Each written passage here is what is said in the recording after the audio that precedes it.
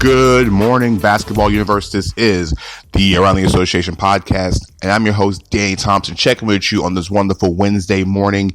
It was a busy night in the NBA on Tuesday night. You had 8 games on the schedule last night, and capped off by some outstanding finishes, great individual performances, and a couple of surprises in the NBA last night. So before we get into it, check me out on Twitter at Danny, DANNY 3 on Twitter. Follow aroundtheassociation.com, which is every bit source for everything all NBA, as well as check out this daily podcast on Spotify, Spreaker, iTunes, iHeartRadio, Podcast Addict, and pretty much any place you can find a podcast. Download the podcast, save it on your list, and get the daily updates. Subscribe to the feed. You'll get this on a regular basis. I do this podcast every Monday through Friday. Catch you back up at all things NBA. So let's get into it last night. And the game of the night last night was out in Denver last night as the Atlanta Hawks, led by Trae Young. I mean, Trigger Trae, Ice Trae. I mean, whatever you want to call Trae Young, he is a superstar in this league. His 42 points led the Atlanta Hawks on the road last night against the surging Denver Nuggets team that's considered one of the best teams in the NBA. They won last night 125-121. Young, a season high 42 points, 15 in the fourth quarter. Like I said I've said before, the Atlanta Hawks are two different teams. They're a team with Trae Young and a team without Trae Young. And that's when you see guys like Trae Young. I know the Steph Curry comparisons are always going to be thrown at this guy's direction, but Trae Young's his own player. He's his own special player in his own way. And last night he did what Trae Young does best. He finds ways with his size to create shots, which is an interesting thing for a guy that's like 6'1", like 6'1". He finds his own way to make his own shot. And the thing is, he has unlimited range. I mean, like I said, there's so many comparisons to Steph Curry, the Golden State Warriors, but like I said, he's his own individual player. He comes off screens, he hits shots, but then he's so good playmaking. He's so good as a playmaker. To me, Trae Young is not really Steph Curry. He's more of Steve Nash with unlimited offensive responsibilities. So he's what Steve Nash would have been if Steve Nash had the green light on every possession to score. He has tremendous court vision. He can get his teammates involved. Like I said, he had 11 assists last night. They got help from other guys. Atlanta's still missing John Collins, like I said, with the suspension. But Young had 11 assists going along with the 42 points. So it wasn't more than just scoring. He contributed all over the floor. And the Hawks won the game even without Kevin Huerter playing the majority of the second half after he got hurt. Huerter was off to a hot start, had 11 points before he got hurt. Hawks got big contributions from Jabari Parker, who had 20 points, and Alex Len, who had 17 points and 7 rebounds off the bench last night. Denver was led by Will Barton's 21 points, 9 rebounds. Denver had seven guys in double figures last night, and for the most part, every Denver Nugget who played contributed, but it was just too much Trae Young. Down the stretch, Hawks win by 4 on the road. In Phoenix last night, the Los Angeles Lakers hold on to take care of the Lakers hold on to take care of the Phoenix Suns 123-115. Kyle Kuzma's season high 23 points, including 2 humongous 3-pointers down the stretch when the Suns had the lead, gave the Lakers a huge victory on the road against the surging Phoenix Suns. Anthony Davis had 24 points, 12 rebounds. LeBron, 19 points, 11 assists. And I think we had 7 rebounds last night. But really, this was all about Kyle Kuzma in the fourth quarter. Kuzma knocked down, like I said, 2 huge 3-pointers. And really, his game started, he predicated himself by getting off to a hot start. He had 13 points in the first quarter, finished with 23 points for the game. The Lakers knew they needed another score, and this is what they brought. This is what Kyle Kuzma was basically left to be on this roster. They traded the majority of everything away in the offseason. In the Anthony Davis trade, guys like Brandon Ingram, Lonzo Ball, Josh Hart, a lot of their big scoring came from those guys. They're gone. Kuzma was the one that was left behind. Kuzma missed the beginning of the season with an ankle injury. He suffered Team USA, but he hit some huge shots last night. Like I said, Lakers took care of business 123-115. The Suns they led late in the game, just could not hold it down defensively. They had a big game, like I said, from good games last night from Ricky Rubio, 21 points, 10 assists. Frank Kaminsky had 16 huge points off the bench. Devin Booker had 21 points and 9 rebounds for the Suns of the game. But really the big thing for the Suns last night was Kelly Oubre was missing last night. One of the team's leading scorer was held to 1 point in 19 minutes last night for the Suns. Out in Utah last night, the Jazz took care of a double of a back-to-back stretch where he beat the Brooklyn Nets 119-114 at home last night. Brooklyn was shorthanded. There was no Karis LeVert last night, but this was really all about the Jazz defense holding Brooklyn to one field goal in the final 3 minutes of the game, while the Jazz were just knocking down shots down the stretch. Donovan Mitchell has 30 points in the game. Rudy Gobert, 18 points, 15 rebounds. Once again, Brooklyn had a chance to take the lead late in the game. Kyrie Irving had a 3-point attempt that just fell short, to give him a lead with under a minute to go in the game. Mike Conley, who had 18 points, and Mitchell knocked down some free throws down the stretch to give the Nets to push the Jazz lead over the Nets. Jazz have taken care of the back-to-back. Brooklyn is still struggling to find their identity. Once again, let's say Brooklyn didn't have Karis LeVert in the lineup, and you can tell because they had issues guarding Mitchell, especially in the fourth quarter. Jazz took care of business. Like I said, only one Nets field goal in the final 3 minutes of the game. Brooklyn was led by, once again, by Irving's point total last night. Irving had 27 points and 5 assists. Spencer Dinwiddie had 21 points off the bench, and DeAndre Jordan 15 points, 17 rebounds off the bench as well, too. Let's go over the rest of the night in the NBA. Joel Embiid's dunk at the end of the game gave the Sixers a 98-97 victory. Kind of the same way the Jazz did in their game. The defense took care of business. Cleveland was held without a field goal within the final few minutes of the game. Embiid's 27 points and 16 rebounds was just enough to give the Sixers a victory. Huge win at home. The Sixers struggled from the three-point line the entire night. They missed 30 of their 38 three-pointers in the game last night. Tobias Harris went a nice grand total of 0 for 11 from the three-point line last night. The Sixers were just flat awful hitting shots last night. And with the Sixers not hitting shots, it was really much of Embiid in the fourth quarter doing damage, 27 and 16. He did a good job trying to keep Kevin Love and them off the boards. Tristan Thompson had 17 points and 12 rebounds to pace the Cavs in the game. Jordan Clarkson and Kevin Love both had 20 points apiece. Like I said, the Cavs just couldn't hit shots down the stretch, and the Sixers played top-notch lockdown defense in that one. Heat 117, Pistons 108. He had a humongous lead in this game, and then the Pistons slowly brought it back down and cut it down to a point where it was almost close at the end of the game. Jimmy Butler scored 20 points in the game, including 11 in the fourth quarter. Also had 13 assists with no turnovers in the game. The Heat were up as many as 29 in this game. The Pistons chipped at it, took care of business and got the victory. Really, they got Andre Drummond in foul trouble early. Drummond only fouled out with 16 points, 9 rebounds. They got a big game for Luke Kennard, who had 22 points in the game, all of them in the second half. It's just one of those games. The Pistons were shorthanded. No Blake Griffin, no Derrick Rose. They played a back-to-back the night before. Then their flight got delayed because they were stuck in snow because Detroit, once again, had snow.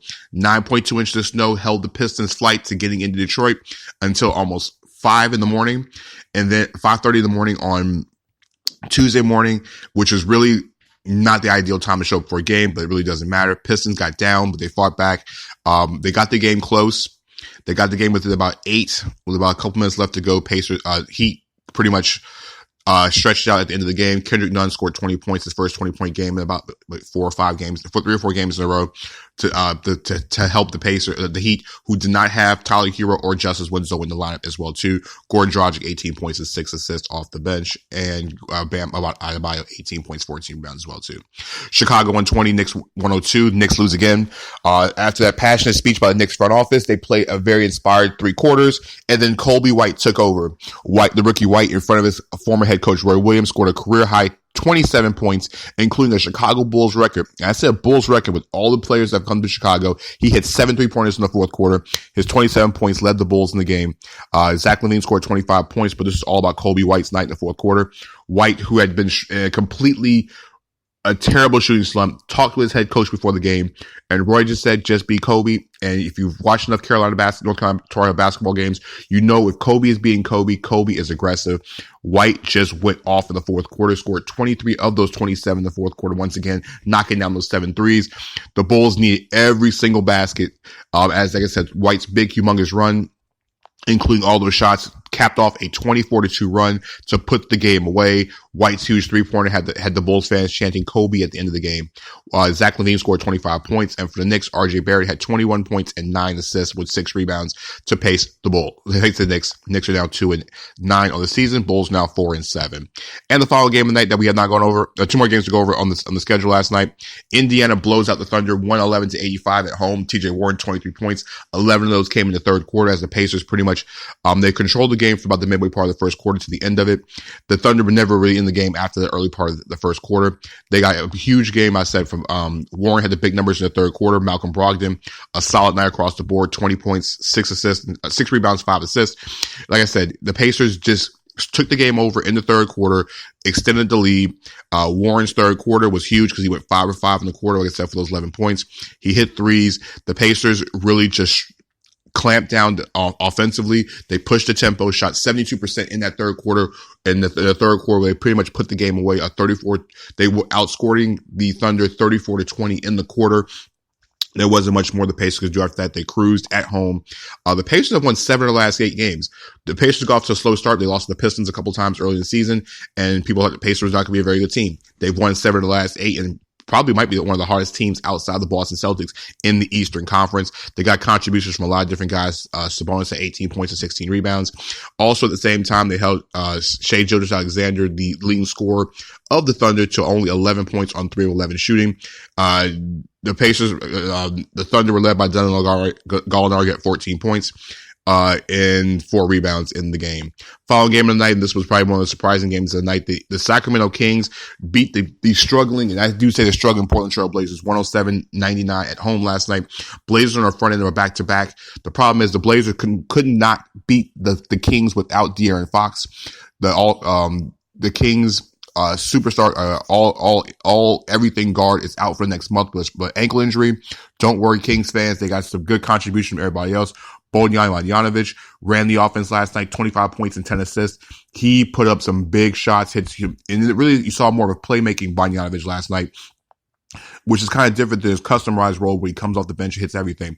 Buddy Hield struggled. He was 7-21 from the floor, but he knocked down 20 points. Bjelica had 19 points and 12 rebounds. Also for the Kings, like I said, once again, the Blazers could not get it going. Damian Lillard and CJ McCollum put combined 51 points, but outside of that, they didn't give much contributions. Hassan Whiteside got in foul trouble early. He had 17 points and 7 rebounds in only 20 minutes. Kent Bazemore had 12 points for the Blazers, but like I said, it was just really too much of the Kings doing things differently on offense. And what we've learned about the Blazers is that, and they'll play again on Wednesday night, the Blazers are in trouble. Like, they're so top heavy right now. Without Zach Collins, without Yusuf Nurkic, there's really no interior guys on that front line other than Whiteside, and it really shows. I don't know what to think of this Blazers team right now, but right now this Blazers team is in a lot of trouble, and really there's not much they can do to make any adjustments. They might have to ride this thing out for a little while. Bjelica hit 8 of 14 shots and had season high rebounds last night, and he set it with a grand total of 12 rebounds last night and 4 assists for the Kings. All right, so let's go before we preview the games on Wednesday. Let's go with the stat of the night last night. So we're going to go with Trae Young. I mean, when you score 42 points, 15 in the fourth quarter, in a huge game, the Hawks need this game, especially since it's been, trying to get themselves back on the winning pace. The 42 points against the Nuggets team is considered one of the best teams in the NBA. Of course, you win stat of the night. Coby White's 27 points, and including all those 3 points in the fourth quarter, all 7 of them, comes up right behind on the list. All right, Wednesday's games. This is going to be a pretty big night in the NBA. Wednesday is capped off by the 7-3 Clippers against the 7-3 Rockets. A 7:30 Eastern time tip. Remember, this tip time is 7:30, not 8 o'clock, which is ESPN, but it's 30 minutes earlier than the normal time because the late game is at 10 o'clock as well, too, which is Lakers and Warriors. We'll get to that in a second. This is the game of the night. Clippers and Rockets. Remember, there is no load management schedule for Kawhi Leonard. Paul George could be in the lineup tonight. He's still questionable. We don't know if he's going to make his return to play against his former teammate Russell Westbrook in the Rockets. This game should be entertaining, high scoring. Patrick Beverley against Russell Westbrook is always good quality television. And who's going to guard James Harden? Can Kawhi Leonard put the clamps on his former on one of the best players in the NBA? That'll be yet to be determined. Late game on ESPN on Wednesday night will be Lakers and Warriors. Lakers on that second day of a back-to-back. The Warriors are still struggling, still trying to find ways to score basketballs, and they're still trying to stay healthy. And will Draymond Green stay on the court? Anthony Davis and the Lakers should have a good old time, especially playing at home. The real question is, how much will Kyle Kuzma play being on the second end of a back-to-back? He's still recovering from that ankle injury he had over the summer. The rest of the night in the NBA will be Grizzlies and Hornets, 7 o'clock. Hornets, both teams desperately need to win. Hornets are 4-6. They were at one point, they had lost 3 games in a row. They were at 500. Hornets need this game at home against a Grizzlies team that's still trying to get, themselves 100% healthy. Ja Morant finally played after load management the night before, and Brandon Clark seems to be back to being 100%. Jonas Valanciunas is still on minute restriction. Sixers and Magic. Sixers are second in their back-to-back. The Magic have been the worst offensive team in the NBA. Still can't find buckets, but hey, this is the Markelle Fultz return game. The preseason game doesn't count. This one counts for real. Fultz against his former team. He's a starting point guard. Let's see how this turns out. The 8-1 Boston Celtics will take on the Washington Wizards at home. Celtics were really good down the stretch. They held Kristaps Porzingis to 4 points in their previous game. Jason Tatum hopefully will not have another 5-point performance either.